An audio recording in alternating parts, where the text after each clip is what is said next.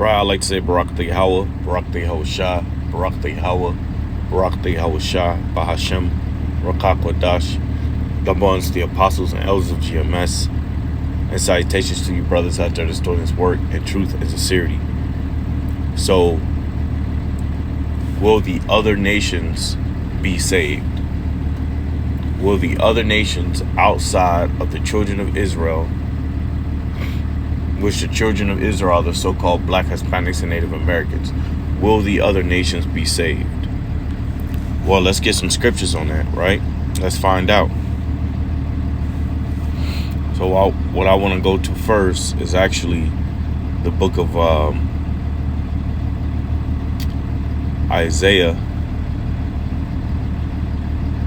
the 14th chapter. And I'll start off at the first verse. For Yahweh will have mercy on Jacob and will yet choose Israel and set them in their own land. And the strangers shall be joined unto Shalakia, and the strangers shall be joined with them, and they shall cleave to the house of Jacob. Right, so the strangers that shall be joined unto them, let's find out who the strangers are. Well, when we go into the book of Ephesians chapter 2 verse 19, now the strangers can represent Israel, or it can represent the other nations. It depends on the context. It depends on the wording. It depends on if the Spirit have given you the understanding. So Ephesians chapter 2 verse 19, and it says, now therefore ye are no more strangers and foreigners, but fellow citizens with the saints and of the household of the Most High. So who is that talking about? That's talking about the Israelites. So the strangers that's going to be joined unto them will be the Israelites, the scattered sheep, right? So going back into this Isaiah 14, so it says, for Yahweh will have mercy on Jacob and will yet choose Israel and set them in their own land, and the strangers. So let's look up this word stranger. The word stranger here goes into H1615. Strong's H1616. Gar, which is and the sojourner, form just a below temporary that, inhabited. So like Gair, sojourner, a temporary inhabitant, a newcomer lacking inherited rights, a foreigners in Israel, though conceded rights. So the Strong's is stranger, alien, sojourner, strangers.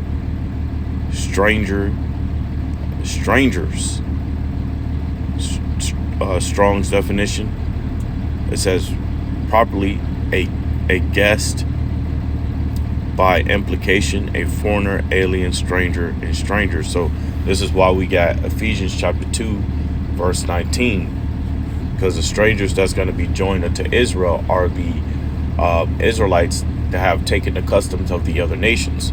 So again, for Yahweh will have mercy on Jacob and will yet choose Israel and set them in their own land, and the strangers shall be joined with them, and they shall cleave to the house of Jacob. So let's keep going. It says, and the people shall take them. Take who? The heathen, right? So Jacob, Israel, the strangers will take who? The heathen. And the people shall take them and bring them to their place, and the house of Israel shall possess them in the land of Yahweh for servants and handmaids, and they shall take them captives, who captives they were. This is how we know it's talking about the heathen, because Israel was in captivity under the other nations, right? From the Egyptians, the Babylonians, the Syrians, right? The Moabites, the Ammonites, and these captivities will happen over time, right? That's why, like when you go to Amos, the first chapter, and other book chapter and verses that talks about these heathen that have had Israel in captivity and that have done wrong unto Israel. So It says, again, and the people shall take them and bring them to their place, and the house of Israel shall possess them in the land of Yahweh for servants and handmaids, and they shall take them captives who captives they were, and they shall rule over their oppressors. Now, the question is, will the other nations be saved? The other nations are going to be saved for captivity. Will they be in the kingdom? Of course. That's where captivity is going to be, in the kingdom. Because this is a prophecy. So now if you was to say, oh, well, Jesus Christ came to the earth to die for all our sins, we're all going to be equal in the kingdom of heaven.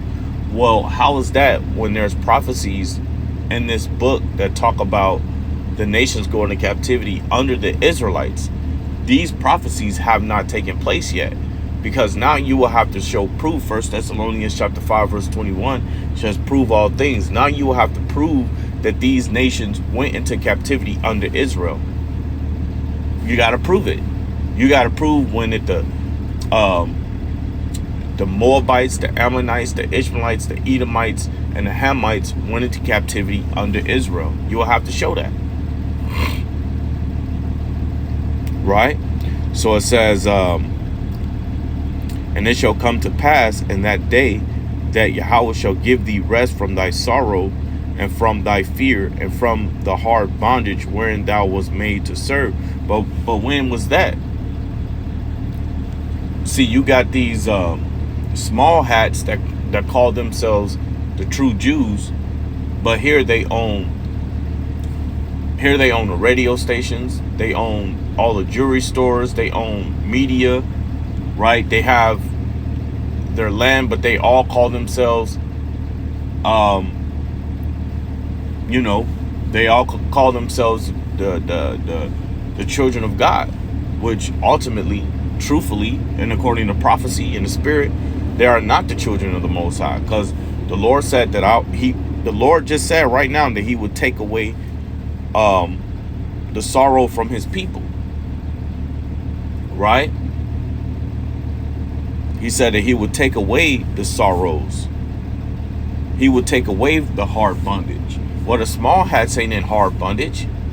So that goes to show you that they are not the true people.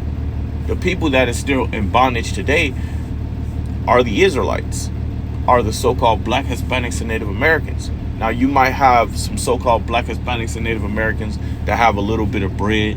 That's our supervisors, managers, CEOs, some that are entrepreneurs.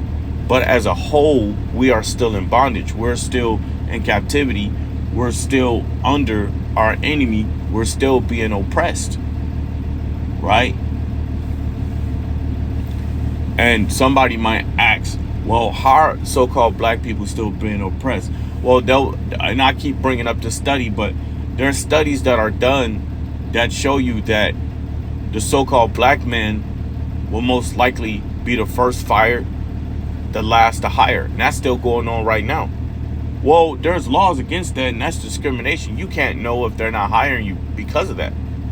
But the majority of the time, that be the reason why your ass ain't hired, because of somebody, the employer is secretly racist. And that still go on today. There's studies done that you're more likely to have to pay more in rent than somebody of another nation. And there's many other studies you can go into that shows that the so-called black man, Hispanic and Native American, is being oppressed here in America and all over the world ultimately, man. I remember there was a YouTube video of a guy going to I forget where he went, man. I forget, but it was I forget where it was, man, but they was being racist to him. He was walking past a store and they call him a ninja with an ER, right? A hard ER. And it just goes to show you, no matter where Jay go, he will always be oppressed within these nations and by these nations. So it says, Isaiah 14:3. And it shall come to pass in that day that Yahweh shall give thee rest from thy sorrow and from thy fear and from the hard bondage wherein thou wast made to serve. It says that thou shalt take up this proverb against the king of Babylon. And the crazy thing is, man, is that you have small hats themselves that make YouTube videos go into these prophecies and say that the so-called black man, Hispanic and Native American, but they ultimately name the so-called black man, are the true Hebrew Israelites. It's crazy that you have small hats themselves, themselves, that talk about how we the true people of the Most High. And then so-called black people, Hispanics and Native Americans, are some of the main ones that comes against that.